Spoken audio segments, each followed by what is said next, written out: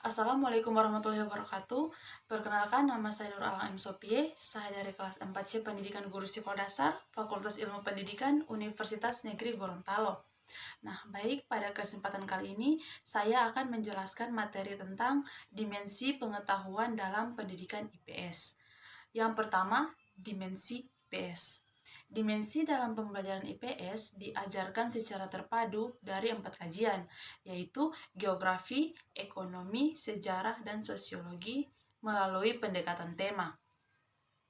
Pembelajaran ini berbasis pada konseptual dengan mengamati dan belajar dari pengalaman di sekelilingnya. Karakteristik IPS ini mampu menjadikan perkembangan psikologis peserta didik pada usia tersebut lebih baik, di mana pada usia tersebut peserta didik itu memiliki rasa ingin tahu yang tinggi, berpikir kritis, dan senang bereksplorasi. Menurut Sapria, program pendidikan IPS yang komprehensif adalah program yang mencakup 4 dimensi, yaitu dimensi pengetahuan, dimensi keterampilan, dimensi nilai dan sikap, dan dimensi tindakan. Walaupun keempat dimensi ini memiliki karakteristik yang berbeda, namun dalam proses pembelajaran, keempat dimensi ini saling melengkapi. Nah, di sini kita akan membahas masing-masing dari dimensi tersebut. Yang pertama, dimensi pengetahuan. Nah, dimensi pengetahuan ini memiliki beberapa aspek. Yang pertama, pengetahuan faktual. Pengetahuan faktual meliputi elemen-elemen dasar yang digunakan oleh para ahli dalam mengkomunikasikan disiplin akademis, pemahaman, dan penyusunan dimensi secara sistematis. Yang kedua, pengetahuan konseptual. Pengetahuan konseptual meliputi pengetahuan kategori dan klasifikasi serta hubungan dengan mereka yang lebih rumit dalam bentuk pengetahuan yang tersusun seperti skema, model mental, atau teori implisit atau eksplisit dalam model psikologi kognitif yang berbeda. Yang ketiga, konsep prosedural. Pengetahuan prosedural meliputi pengetahuan tentang keterampilan khusus, keterampilan sistematis mengenai sistem program, meliputi input, proses, dan output. Prosedur berarti tahap demi tahap suatu proses untuk mencapai hasil yang diharapkan. Dan yang keempat, pengetahuan metakognitif. Metakognitif menurut Livingstone 1997 adalah berpikir tentang berpikir. Menurut Fravel, sebagaimana dikutip, Livingstone menyatakan bahwa metakognisi terdiri atas 2 unsur, yaitu pengetahuan dan pengalaman atau regulasi. Metakognitif merujuk pada proses menguasai ilmu pengetahuan dan proses berpikir. Dalam hal ini, siswa dapat menggunakan ilmu pengetahuan yang telah dikuasainya untuk membangun pengetahuan baru. Jadi, metakognitif memiliki kesamaan makna dengan berpikir tentang cara berpikir, belajar tentang belajar, atau belajar tentang bagaimana cara berpikir. Kemudian dimensi yang kedua yaitu dimensi keterampilan. Dimensi keterampilan meliputi keterampilan meneliti. Keterampilan meneliti yang diperlukan untuk mengumpulkan data dan mengolah data. Yang pertama, mengidentifikasi dan mengungkapkan masalah atau isu. Yang kedua, mengumpulkan dan mengelola data. Yang ketiga, menafsirkan data. Yang keempat, menganalisis data. Yang kelima, menilai bukti-bukti yang ditemukan. Yang keenam, menyimpulkan. Yang ketujuh, menerapkan hasil temuan dalam konteks yang berbeda. Yang kedelapan, membuat pertimbangan nilai. Selanjutnya, keterampilan berpikir. Nah, keterampilan berpikir yang perlu dikembangkan oleh guru di kelas untuk peserta didik yaitu pertama, mengkaji dan menilai data secara kritis. Yang kedua, merencanakan. Yang ketiga, merumuskan faktor sebab dan akibat. Yang keempat, memprediksi hasil dari sesuatu kegiatan atau peristiwa. Yang kelima, menyarankan akan apa yang akan ditimbulkan dari suatu peristiwa atau perbuatan. Yang keenam, curah pendapat. Yang ketujuh, berspekulasi tentang masa depan. Yang kedelapan, menyarankan berbagai solusi alternatif. Dan yang terakhir, mengajukan pendapat dari perspektif yang berbeda. Selanjutnya, keterampilan partisipasi sosial. Keterampilan partisipasi sosial yang perlu diajarkan oleh guru meliputi mengidentifikasi akibat perbuatan dan pengaruh ucapan terhadap orang lain. Yang kedua, menunjukkan rasa hormat dan perhatian kepada orang lain. Yang ketiga, perbaiki tugas dan pekerjaan dengan orang lain. Yang keempat, berbuat efektif sebagai anggota kelompok. Yang kelima, mengambil berbagai peran kelompok. Yang keenam, menerima kritik dan saran. Dan yang terakhir, menyesuaikan kemampuan dengan tugas yang harus diselesaikan. Selanjutnya, keterampilan berkomunikasi. Pembelajaran adalah syarat mendewasakan seseorang. Salah satu ciri seseorang sudah dewasa adalah dapat berkomunikasi dengan orang lain. Oleh karena itu, perkembangan keterampilan berkomunikasi merupakan aspek yang penting dari pendekatan pembelajaran IPS, khususnya dalam inkuiri sosial.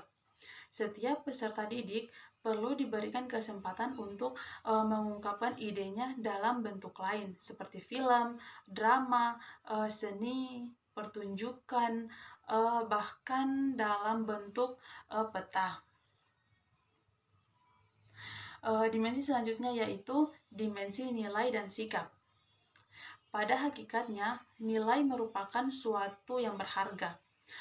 Nilai yang dimaksud di sini ialah seperangkat keyakinan atau prinsip berlaku yang telah mempribadi dalam diri seseorang atau sekelompok masyarakat tertentu yang terungkap ketika berpikir atau bertindak. Maka nilai ini dapat dibedakan atas nilai substantif dan nilai prosedural. Nah, nilai substantif ini adalah keyakinan yang telah dipegang oleh seseorang dan umumnya hasil belajar. Bahkan sekedar menanamkan atau menyampaikan informasi semata. Setiap orang memiliki keyakinan atau pendapat yang berbeda-beda sesuai dengan keyakinannya tentang sesuatu hal. Kemudian nilai prosedural. Peran guru dalam memberikan pembelajaran di kelas sangatlah penting sesuai dengan langkah-langkah pembelajaran di kelas. Maka nilai-nilai prosedural yang perlu dilatih oleh guru antara lain nilai kemerdekaan, nilai toleransi, nilai kejujuran, nilai menghormati kebenaran, dan menghargai pendapat orang lain. Nilai-nilai ini merupakan kunci nilai yang dapat menyokong terciptanya masyarakat yang demokratis, seperti toleransi terhadap perbedaan pendapat, menghormati pribadi orang lain, dan menghargai bukti yang sama serta kerjasama. Kemudian dimensi yang terakhir yaitu dimensi tindakan. Nah, dimensi tindakan sosial dapat diajarkan pada semua jenjang dan semua tingkat kelas kurikulum IPS. Dimensi tindakan sosial untuk pembelajaran IPS meliputi 3 model aktivitas, yaitu yang pertama, percontohan kegiatan dalam memecahkan masalah di kelas, seperti cara berorganisasi dan bekerja sama. Misalnya, siswa usia 5 tahun memberikan pendapat kepada gurunya tentang tempat-tempat piknik apa saja sebagai alternatif dan mana yang akan dipilih. Yang kedua, berkomunikasi dengan anggota masyarakat. Misalnya dengan kelompok masyarakat pecinta lingkungan, masyarakat perajin, masyarakat pedagang, dan melakukan survei, pengamatan, serta wawancara dengan pedagang di pasar tradisional. Dan yang ketiga, pengambilan keputusan dapat menjadi bagian kegiatan kelas, khususnya pada saat siswa diajak untuk melakukan inquiry.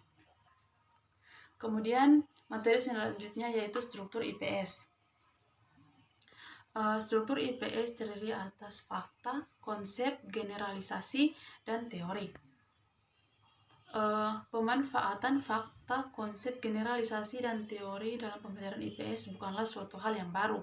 Namun, dalam proses belajar mengajar, seringkali menggunakan istilah ini kurang tepat, bahkan peserta didik sering bingung apa yang dimaksud dengan fakta, konsep, generalisasi, dan teori. Nah, di sini kita akan membahas satu persatu. Yang pertama, fakta. Fakta dalam bahasa Latin disebut factus, yang merupakan segala sesuatu yang tertangkap oleh indera manusia atau data keadaan nyata yang terbukti dan telah menjadi satu kenyataan. Fakta adalah suatu objek, peristiwa, atau kejadian yang pernah terjadi pada saat ini atau pernah ada pada masa lalu. Fakta dihasilkan dari data yang diperoleh dari lapangan atau tempat penelitian dengan menggunakan penglihatan dan pendengaran. Kemudian data diolah dengan prosedur tertentu sehingga dihasilkan fakta. Dalam istilah keilmuan, fakta adalah suatu hasil pengamatan yang objektif dan dapat dilakukan verifikasi oleh siapapun. Berkenaan dengan itu, untuk mendefinisikan fakta tidaklah semudah seperti yang diucapkan. Yang kedua, konsep. Konsep merupakan abstraksi, yaitu suatu konstruksi logis yang berkesan, tanggapan, dan pengalaman-pengalaman kompleks. Konsep adalah ide abstrak yang dapat digunakan untuk mengadakan klasifikasi atau penggolongan yang pada umumnya dinyatakan dengan suatu istilah atau rangkaian kata. Yang ketiga adalah generalisasi. Generalisasi berasal dari kata general, yang berarti umum atau menurun.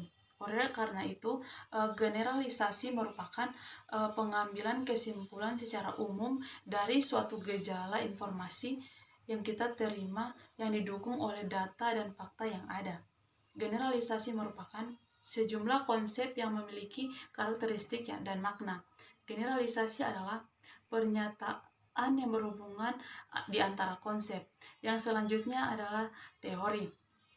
Nah, teori yaitu prinsip umum yang menjelaskan hakikat gejala atau hubungan gejala berupa rumus, aturan, kaidah, dan sebagainya.